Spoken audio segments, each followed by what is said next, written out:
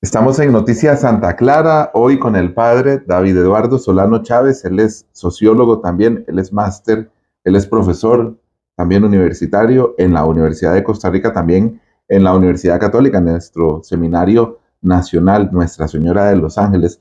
Queremos, padre, aprovechar un momentito aquí dentro de este espacio de noticias para hablar de algo que no hemos hablado en concreto, del Papa León XIV, que ya tiene varios días de pontificado, y para repasar tal vez algunas primeras luces y algunas primeras señales que nos ha dejado desde su propia elección, desde el mismo día en que fue electo, el 8 de mayo, desde ese día ya nos daba pues algunas luces el Papa León. Entonces, padre, agradecerle como siempre por estar con nosotros. No, gracias Gerardo por la invitación para estar con Noticias Santa Clara y pues siempre es un gusto y hablar del Papa León es doble gusto porque eh, el día de su elección, ¿verdad? Todos frente a la pantalla, ¿verdad? Yo estaba en la oficina de la Cáritas, en otros menesteres, ¿verdad? Y de repente pasan los compañeros de la Cáritas y me dicen, humo blanco, padre. Y yo, no, no puede ser, yo esperaba que fuera viernes la elección, en mis expectativas humanas, ¿verdad? Y ahorita explico por qué. Y pues pusimos el televisor a esperar que la fumata blanca siguiera y a que ya apareciera el cardenal Manberti haciendo el anuncio, ¿verdad? Y la tensión Que y al la salir el ansiedad. cardenal Manberti sabíamos que él no era el Papa, Sí, sí, ya uno evidentemente. sabe que uno no es el Papa. Y yo le decía a la gente en la oficina molestando, a ver, sabemos que ese no es el Papa porque no va a decir, el Papa soy yo. Bromeando, ¿verdad? En la oficina. Entonces, claro, ya cuando sale, se acomoda y empieza el anuncio, ¿verdad?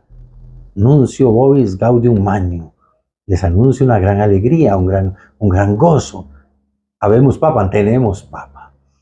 Eh, claro, y ahí hace una pausa, ¿verdad? Y yo en la oficina hablábamos de que podría ser tal o cual cardenal de los que estaban en las listas elaboradas, como le dije a un medio de prensa escrita en su momento, elaboradas por casas de apuestas, por empresas de opinión pública, por empresas de estudios de mercadeo, pero nunca elaborada por la iglesia que estaba orando por su pastor. Que de hecho en ese medio de comunicación no estaba el cardenal Prevost. No, Él no en esa estaba lista no estaba. entre No los estaba en papables. muchas listas. Unos días Estaba en antes, en otras. otras, pero no en esas.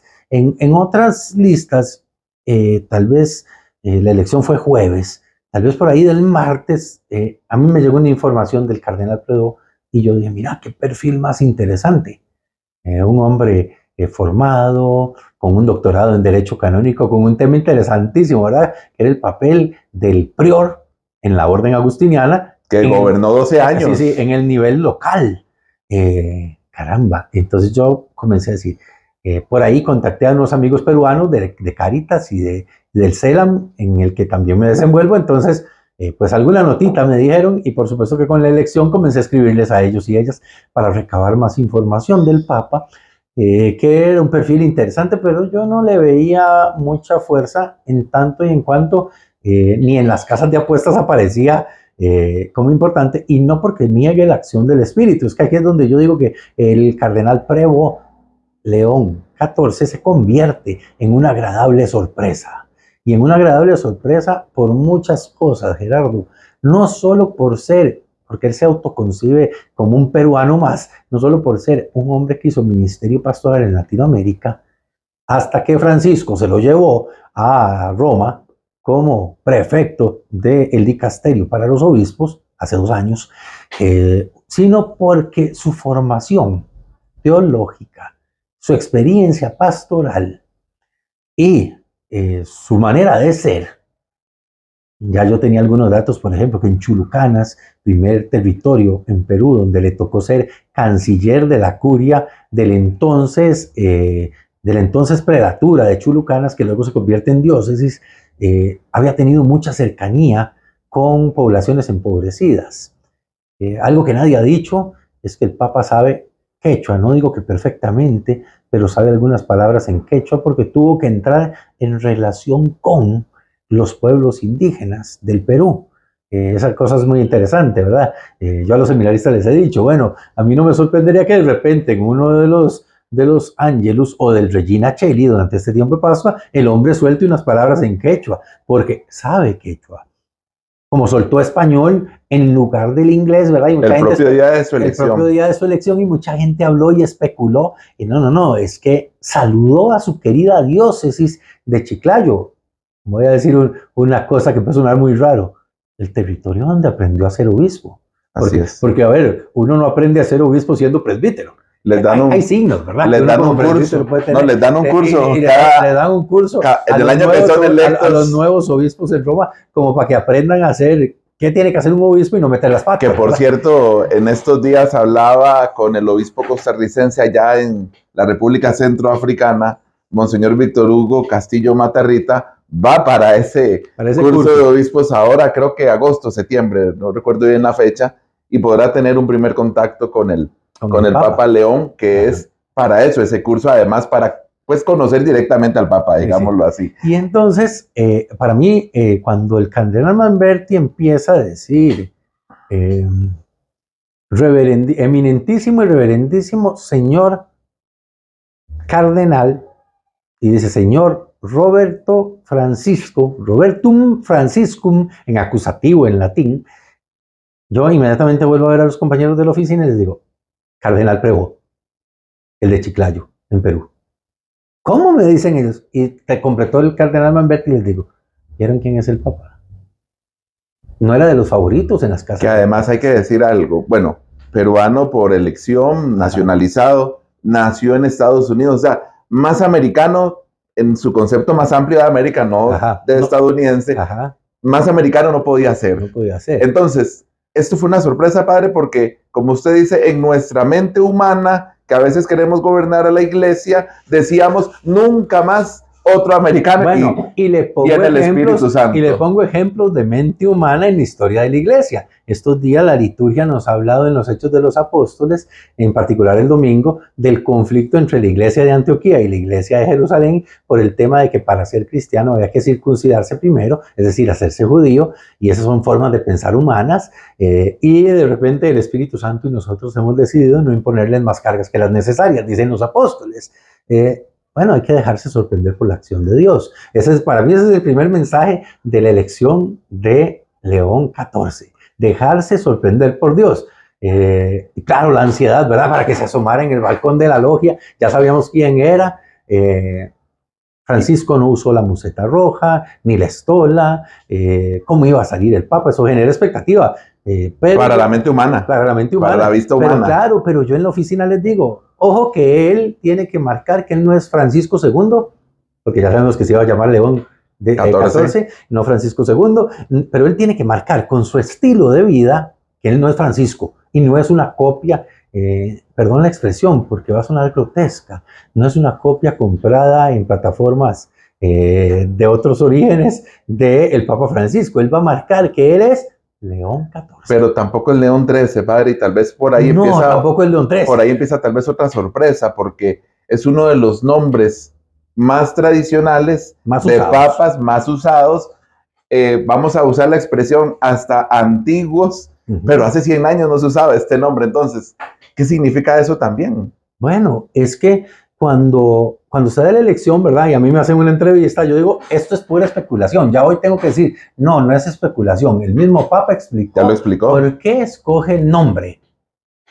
Algunos amigos cercanos de él en la orden agustiniana dicen que en algún momento le dijeron que si lo elegían, que se iba a pensar llamarse Agustín, y que por lo menos lo pensó. Pero no, escogió León. Y él lo dice porque pensé en mi predecesor que usó ese nombre y le tocó vivir una revolución industrial, ¿sí? La europea del siglo XVIII-XIX, que transformó el paisaje europeo, entre otras cosas, tecnificando la producción que era artesanal y agrícola, pero también incrementando las masas de empobrecidos en torno a las industrias en Europa. Eso le tocó enfrentar a León XIII y él dice, porque ahora estamos enfrentando una revolución digital con la inteligencia artificial, y habla de otros inventos humanos que hoy nos tienen aquí. Inteligencia artificial que, por cierto, ya divulgó una imagen, video, palabras del Papa León XIV diciendo cosas que él evidentemente no dijo. y que ya el Vaticano ha estado investigando. Probablemente para el momento de esta entrevista ya habrá resultado, pero ya fue víctima el Papa de esto. Ya fue víctima de una inteligencia artificial, pero también ya la Iglesia latinoamericana veníamos caminando en generar un proceso de una mirada pastoral a la inteligencia artificial, porque la Iglesia institución, tiene algo que decir de esa introducción de inteligencia artificial en la vida humana. No solo algo pensando en la va a prohibir, ¿verdad? Que es lo que la gente normalmente dice, la Iglesia todo lo prohíbe. No, iluminando desde el punto de vista ético en el magisterio social y desde el punto de vista pastoral cómo proceder con el uso de la inteligencia artificial. Que ya Monseñor José Manuel Garita Herrera en nuestra diócesis de Ciudad Quesada, ya en su última carta pastoral, que habla tal vez de redes sociales y ya introduce un capítulo también de inteligencia artificial. Empieza a hablar del tema de iglesia en sí, en sus distintas locaciones, y el Papa León dice, bueno, escogí ese nombre porque inmediatamente me hace pensar en León XIII. Y además es un Papa en el perfil personal muy interesante, y yo quiero insistir en esto, ¿verdad? Han circulado informaciones que evidentemente uno ve que son veraces cuando coteja a la persona con la información, no producto de inteligencia artificial, ¿verdad? Yo le decía a unos amigos, ¿verdad?, que me mandaron un video de esos de inteligencia artificial. Yo les decía, esos no son los ojos del Papa León, esa no es la boca del Papa León, eso es inteligencia artificial. Y eso que lo están poniendo a decir es inteligencia artificial. Claro, lo descubrimos rápido, pero hay que estar atento. De la persona de León, los que lo conocieron como el padre Robert, Agustino, 85, 86, 90, en Perú, hablan de una persona muy llena de paz interior. Vamos a ver, eso viene de la fuente de la paz interior, que en el caso del Papa está en su vínculo con Jesucristo muerto y resucitado a través de la experiencia de la orden agustiniana. Entonces, no por casualidad, sus primeras palabras son darnos la paz del resucitado. No es cualquier paz. No, es que no es una casualidad, porque ahí había que ser un observador atento y sobre todo un cristiano atento, porque en ese discurso, que es la primera vez, ¿verdad?, que yo en mi vida veo un papa recién electo que saca unas hojas para leer el discurso. A ver, en Francisco no había discurso escrito. En Benedicto XVI, no, de Benedicto XVI yo recuerdo la museta roja, el alba y las mangas negras de su abrigo o de su ropa por debajo en el balcón, ¿verdad? Se le veían en las fotos y recuerdo su discurso. Y de Juan Pablo II, pues yo tenía muy poca edad cuando lo eligieron, pero las tomas que hay incluso en redes sociales no lo muestran leyendo. Entonces tuvo tiempo de garabatear algo, como digo yo, ¿verdad? Y empieza con el saludo del resucitado, inmediatamente dice, la paz esté con ustedes. Y les dice, ese es el saludo del resucitado. Ojo, porque la clave es teológica. El importante no es León XIV, el importante es el resucitado. Bueno, en su primera homilía, yo creo que es su primera homilía la que se recoge en la misa con los cardenales al día siguiente, 9 de mayo. La que hace una parte en italiano y una parte en inglés. Así, ¿no? Es que es interesante porque, bueno, hasta bromea. Sí. Se ha vuelto, vamos a ver. Tiene un buen sentido del humor. El Papa se ha vuelto sonriente, les hace una broma a los periodistas que ojalá que le aplaudan al final, como le aplaudieron al principio. El Papa también llora. Lo vimos llorar el día de su elección. Es profundamente Estuvo conmovido el día del inicio de su ministerio petrino también. Pero cuando el cardenal Tagle le entrega el anillo del pescador y ya él se mira el anillo puesto en su mano, se le ve conmovido. En el balcón se le ve, perdón, voy a usar la expresión que he usado siempre, se le ve tragar grueso, como decimos popularmente, y se le ve jalar mocos, ¿verdad? Donde él está que así conmovido. Pasó el día de su elección también. Entonces muestra un rostro de un papa muy humano. Se conmueve. No sé si con facilidad, es que yo me imagino, padre, que lo elijan papa, eso no es ninguna facilidad, digo. En su más fácil expresión, me refiero a eso. Una persona conocida me preguntaba por qué la sala donde lo introducen después de que dice, si acepto, se llama la sala de las lágrimas. Y yo, como soy así, ¿verdad? Me digo, imagínese la llorada que uno se pega de saber que es el Papa. Así es. Es una llorada, pero es una llorada de conmoción positiva, de alegría, pero también de compromiso. A mí me parece que el Papa León en esos gestos expresa la profunda humanidad que debe tener un cristiano que se sabe Papa. En algún momento no salió publicado, ¿verdad? Me preguntaron de algún medio ¿qué esperaba yo del nuevo Papa? No lo habían elegido. Y yo, uy, hijo de puchis, ¿qué digo? Es que es un compromiso decir algo. Y lo único que se me ocurrió fue decir, yo espero del nuevo Papa que sea un cristiano. Que, bueno, Un cristiano de profunda experiencia del que ya resucitado. lo dijo y además es agustino. Para ustedes soy obispo, papa ahora. Y con ustedes soy cristiano. Bueno, que eso lo dijo San Agustín, pero Sí. nada más, padre, porque aquí el tiempo ya sí se nos va, pero vamos a hacer un programa más extenso. En esa primera homilía con los cardenales, él habla de la tentación de los hombres por ver en Jesucristo un superhombre, no como hijo de Dios. Ha sido en los primeros días, en las otras homilías, muy cristocéntrico el Papa también. Es que para mí eso es lo más importante de el Papa León, que no desconecta, y el lema, en aquel somos uno, aquel es Cristo, que es una expresión de San Agustín en un comentario al Salmo 127, el comentario larguísimo. Gerardo, si quieres hacemos un programa. Ese es otro programa para del noticias. Comentario de San Antonio, claro. De San Agustín sobre el Salmo 127, pero es larguísimo. Pero qué interesante, ¿verdad? El centro es Cristo. Usted lo acaba de decir, profundamente cristocéntrico en su primer discurso, en su primera homilía, en el Regina Coeli, que le ha tocado presidir los últimos 2 domingos, profundamente centrado en Cristo. Y eso nos manda un mensaje a los creyentes cristianos católicos. ¿Quién es el centro de nuestra vida? ¿Quién es el importante? El Papa, pues sí es importante, pero la Iglesia vive de su Señor resucitado. Un poco la experiencia de aquel domingo tercero de Pascua de este año, ¿verdad? Donde el evangelista Juan nos narra que están en la pesca ahí en el lago de Tiberíades, volviendo a lo que antes eran, y se les aparece el resucitado en la playa del lago de Tiberíades, y es el discípulo al que tanto quería Jesús, que algunos lo identifican con San Juan, el que le dice a Pedro, es el Señor. Yo ese domingo le decía a la gente que muchas veces usted y yo necesitamos a alguien que nos diga, es el Señor resucitado el que está ahí, porque en los evangelios el título Señor se reserva para el resucitado. El único que lo usa para otras circunstancias es Lucas. Pero es interesantísimo porque el Papa nos ha ido llevando a poner la mirada en el Señor resucitado desde su primer discurso, en su homilía, donde también le dice a los cardenales, yo confío en que ustedes me vayan a apoyar.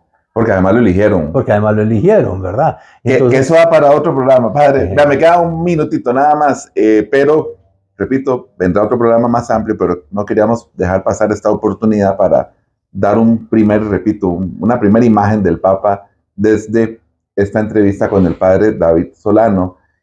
No sé si me equivoco, padre, en el inicio del ministerio del Papa León XIV o León XIV, que se podría decir de las dos formas, yo no sé si él levantó 2 velas, hablo de un barco, ¿verdad? Y elevó 2 velas, una con amor y otra con unidad.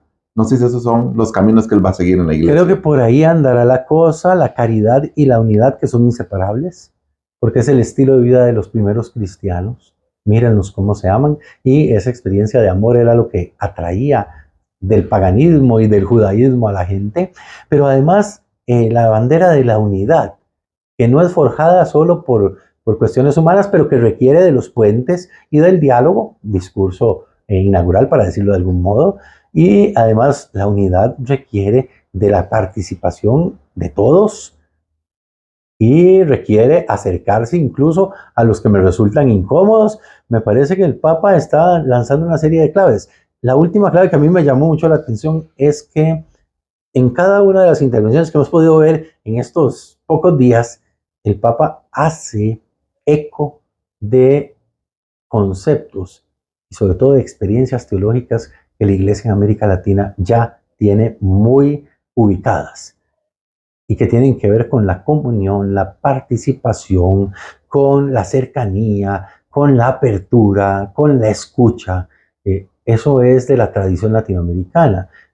Oírlo usar palabras como discípulos misioneros, ya juntas, sin una I en medio, como en algún momento lo usamos en Aparecida, eso le dice a uno, este hombre está poniendo las bases de una manera de pensar la iglesia y de vivirla muy particular, que tiene que ver con cómo somos comunidad en la iglesia.